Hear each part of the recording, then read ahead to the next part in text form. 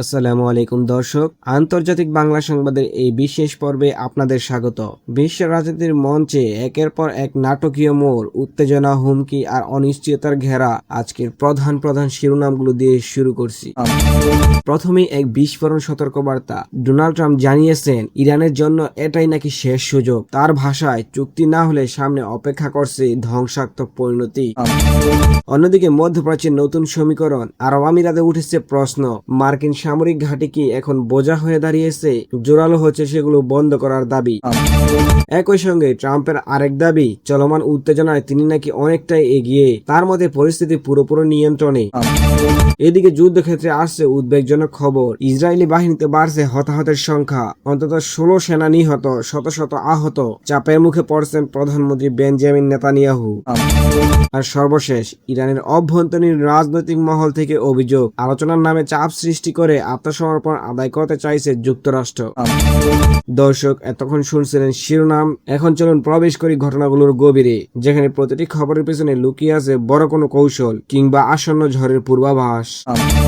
প্রথমেই চোখ রাখি ইরানকে ঘিরে তৈরি হওয়া উত্তেজনায়। যুক্তরাষ্ট্রের প্রেসিডেন্ট ডোনাল্ড ট্রাম্প যে বার্তা দিয়েছেন তা নিছক রাজনৈতিক বক্তব্য নয়, বরং অনেকের কাছেই তা সরাসরি হুমকি হিসেবে বিবেচিত হচ্ছে। তিনি বলেছেন, ইরানের সামনে এখন একটাই রাস্তা খোলা, চুক্তিতে আসা, নতুবা এমন পরিণতি যা কল্পনার বাহিরে। তার দাবি, যুক্তরাষ্ট্র এমন একটি প্রস্তাব দিয়েছে যা ন্যায্য এবং বাস্তবসম্মত, কিন্তু সেই প্রস্তাব যদি প্রত্যাখ্যান হয় তাহলে লক্ষ্যবস্তু হতে পারে ইরানের গুরুত্বপূর্ণ অবকাঠামো, বিদ্যুৎ কেন্দ্র, সেতু, এমনকি অর্থনৈতিক কেন্দ্রগুলিও। এই বক্তব্যের মাধ্যমে তিনি যেন স্পষ্ট করে দিলেন, এবার আর আগের মতো কূটনৈতিক নমনীয়তা দেখানো হবে না। কিন্তু প্রশ্ন হলো, এই হুমকি কতটা কার্যকর? কারণ তেহরান থেকে যে প্রতিক্রিয়া এসেছে তা একেবারেই ভিন্ন চিত্র তুলে ধরেছে। ইরানের জনগণ রাস্তায় নেমে দেখে দিয়েছে তারা ভীত নয়, বরং তাদের কণ্ঠে ছিল প্রতিরোধের ধীরতা। তারা বলছে, অতীতে বহু প্রতিশ্রুতি ভঙ্গ হয়েছে, তাই নতুন কোনো চুক্তির উপর আস্থা রাখা কঠিন। ইরানের সরকারি সূত্র জানিয়ে দিয়েছে তারা যুক্তরাষ্ট্রের সঙ্গে নতুন করে আলোচনায় বসতে আগ্রহী নয়। তাদের অভিযোগ, ওয়াশিংটন বারবার অবস্থান পরিবর্তন করে,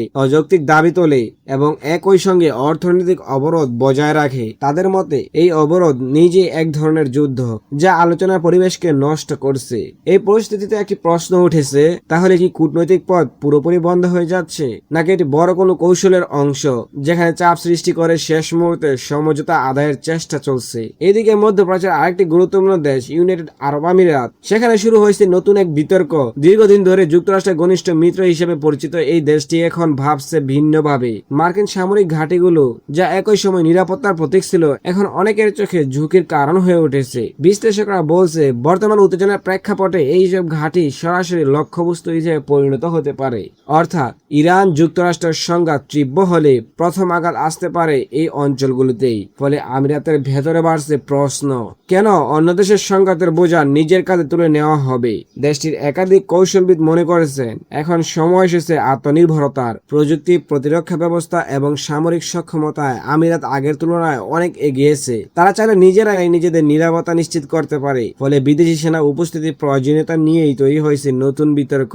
এই পরিবর্তন শুধু সামরিক নয়, কূটনৈতিক দিক থেকেও গুরুত্বপূর্ণ, কারণ এটি ইঙ্গিত দিচ্ছে মধ্যপ্রাচ্যের শক্তি ভারসাম্য ধীরে ধীরে বদলাচ্ছে। অন্যদিকে আবারও আত্মবিশ্বাসী হিসেবে কথা বলছেন ডোনাল্ড ট্রাম্প। তার দাবি, চলমান পরিস্থিতিতে যুক্তরাষ্ট্র অনেকটাই এগিয়ে রয়েছে। তিনি বলেছেন, সামরিক ও অর্থনৈতিক দুই দিক থেকে তারা শক্ত অবস্থানে আছে। বিশেষ করে ইরানের উপর আরোপিত অর্থনৈতিক অবরোধকে তিনি উল্লেখ করেছেন সবচেয়ে বড় হাতিয়ার হিসেবে। তার মতে এই অবরোধ ইরানের অর্থনীতিকে প্রতিদিন বিপুল ক্ষতির মুখে ঠেলে দিচ্ছে। ব্যবসা বাণিজ্য, তেল রপ্তানি, আন্তর্জাতিক লেনদেন, সব ক্ষেত্রেই চাপ বাড়ছে এবং এই চাপ অব্যাহত থাকলে শেষ পর্যন্ত ইরানকে আলোচনার টেবিলেই ফিরতে হবে। কিন্তু বাস্তবতা কি সত্যি এতটা সরল? কারণ যুদ্ধক্ষেত্রের খবর বলছে ভিন্ন কথা। ইসরায়েলের পরিস্থিতি এখন ক্রমেই জটিল হয়ে উঠছে। ইরান ও লেবাননের ঘিরে চলমান সংঘাতে দেশটির সামরিক বাহিনী চাপে পড়েছে, হতাহতের সংখ্যা বাড়ছে আর সেই সঙ্গে বেড়েছে উদ্বেগ। সাম্প্রতিক তথ্য অনুযায়ী অল্প সময়ের মধ্যে একাধিক সেনা নিহত হয়েছে এবং শত শত আহত হয়েছেন। আহতদের মধ্যে অনেকের অবস্থায় গুরুতর। প্রতিদিনই নতুন করে যুক্ত হচ্ছে বিস্ফোরণ, হামলা এবং সংঘাতের খবর। বিশেষ করে দক্ষিণ লেবানন সীমান্তে পরিস্থিতি অত্যন্ত উত্তপ্ত। সেখানে প্রায় প্রতিদিনই ছোট বড় হামলা হচ্ছে। এই এলাকাটি দীর্ঘদিন ধরেই সংঘাতের কেন্দ্রবিন্দু, কিন্তু সাম্প্রতিক সময়ে এর তীব্রতা বেড়ে গেছে কয়েক গুণ। বিশ্লেষকদের মতে এই চাপ যদি দীর্ঘস্থায়ী হয় তাহলে শুধু সামরিক নয়, রাজনৈতিক ভাবেও বড় সংকট তৈরি করতে পারে। কারণ দীর্ঘ সময় ধরে একাধিক ফ্রন্টে যুদ্ধ চালিয়ে যাওয়া কোনো দেশের পক্ষেই সহজ নয়। এই পরিস্থিতিতে সবচেয়ে বড় চ্যালেঞ্জের মুখে পড়েছেন বেঞ্জামিন নেতানিয়াহু। এদিকে যুদ্ধের বাস্তবতা, অন্যদিকে অভ্যন্তরীণ সমালোচনা, সব মিলিয়ে তার নেতৃত্ব এখন কঠিন পরীক্ষার মধ্যে দিয়ে যাচ্ছে। ইসরায়েলি সামরিক মহল থেকেও সতর্ক এসেছে। তারা বলছে এই চাপ অব্যাহত থাকলে বাহিনীর ভেতর থেকে দুর্বলতা তৈরি হতে পারে। জনবল সংকট, মানসিক চাপ ও টানা যুদ্ধ সব মিলিয়ে পরিস্থিতি জটিল হয়ে উঠেছে। আর ঠিক সেই সময় ইরানের রাজনৈতিক অঙ্গন থেকে এসেছে একটি গুরুত্বপূর্ণ বক্তব্য। তাদের মতে যুক্তরাষ্ট্র যে আলোচনার কথা বলছে তা আসলে সমঝোতা নয়, বরং এক ধরনের কৌশল, যার মাধ্যমে চাপ সৃষ্টি করে আত্মসমর্পণ আদায়ের চেষ্টা করা হচ্ছে। এই অভিযোগ নতুন নয়, তবে বর্তমান প্রেক্ষাপটে তা আরো গুরুত্ব পাচ্ছে, কারণ উভয় পক্ষই নিজেদের অবস্থানে অনড় আর এর মধ্যেই বাড়ছে উত্তেজনা। সব মিলিয়ে মধ্যপ্রাচ্যের আকাশে এখন ঘন হয়ে জমিয়েছে অনিশ্চয়তার মেঘ। একদিকে কূটনৈতিক বার্তা, অন্যদিকে সামরিক প্রস্তুতি। এই দুইয়ের টানাপোড়েনেই বিশ্ব রাজনীতি দাঁড়িয়ে আছে এক অজানা মোড়ে। প্রশ্ন একটাই, আগামী দিনগুলোতে কি আমরা দেখতে যাচ্ছি নতুন কোনো সমঝোতা, নাকি পরিস্থিতি ঘুরবে আরো কোনো বড় সংঘাতের দিকে? তবে এতটুকু নিশ্চিত, প্রতিটি মুহূর্ত এখন গুরুত্বপূর্ণ, কারণ একটি সিদ্ধান্তই বদলে দিতে পারে পুরো অঞ্চলের ভবিষ্যৎ, এমনকি বিশ্বের শক্তির ভারসাম্য।